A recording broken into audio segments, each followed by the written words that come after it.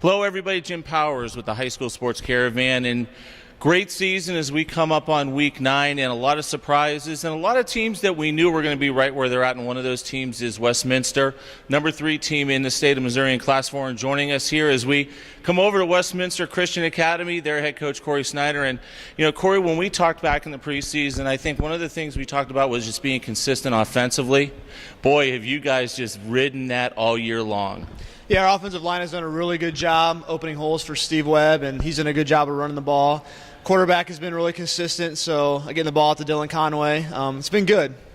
Talk a little bit about Evan Johnson and Steve Webb. Those guys have just really done a great job for you guys offensively and the offensive line as well. Yeah, I mean, Steve would be the first one to tell you that the offensive line is doing most of the work, and he's finding the holes and carrying the rock. And Evan, we haven't asked him to do a whole lot, but what we have asked him to do, he's done very well. So we've been very happy with that. It just seems like he's managing the game the exact way that you want him to. You're not asking him to do unheard of things, in running that offense. Yeah, we figure if we're throwing the ball about 15 or 20 times a game, that means we have pretty good balance and we're getting the ball out to some kids on the outside a little bit. But really, it starts with the offensive line for us this year.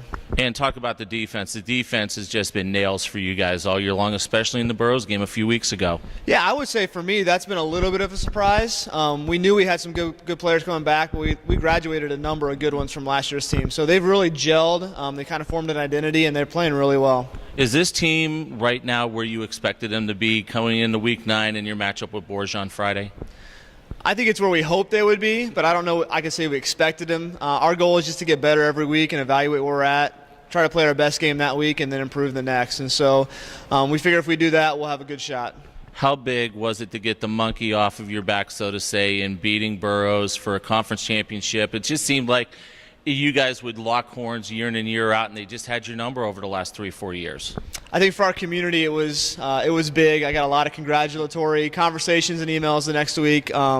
But I told our team on Monday when we came in, we're going to watch the film, we're going to put it behind us and move on. We're not going to talk about it again. There'll be plenty of time after the season to look back and reminisce and enjoy those types of accomplishments. But for now, we've got to move on to the next week. And obviously Borgia this week, Dale does such a great job with the Knights. He's that crafty old veteran that we talk about. What do you guys need to do to finish the season undefeated, claim that 1 seed, and get ready to go for districts? Yeah, Dale and his staff, they do an excellent job out there. Borgia, they're good up front. They have their linemen are coached really well, and so we've got to control the trenches and protect the football and create turnovers and play good defense, kind of the things that you normally have to do to win football games. Well, I know you're not looking towards the districts yet. You still got Borgia, but it's got to feel awfully good to have that number 1 seed pretty much in your back pocket. Yeah, depending on what happens this weekend with Borgia, we'll be 1 and 2. If Borgia beats us on Saturday, they'll be the 1 and we'll be the 2. So we got some business to take care of on Saturday, but it's good to set yourself up for success, but we know that nothing is guaranteed, and we're going to have to prepare every week once we get to districts. Cory, thanks so much for your time. Good luck against Borgia, and I know we'll talk to each other here during the playoff run. Appreciate it. Thank you. Cory Snyder joins us here as we spotlight one of our great coaches here in the metro area. Undefeated, 8-0, looking to go 9-0 against Borgia, the Westminster Wildcats. For Coach, I'm Jim Powers right here on the highschoolsportscaravan.com. Thanks so much for tuning in. We'll talk to you next week.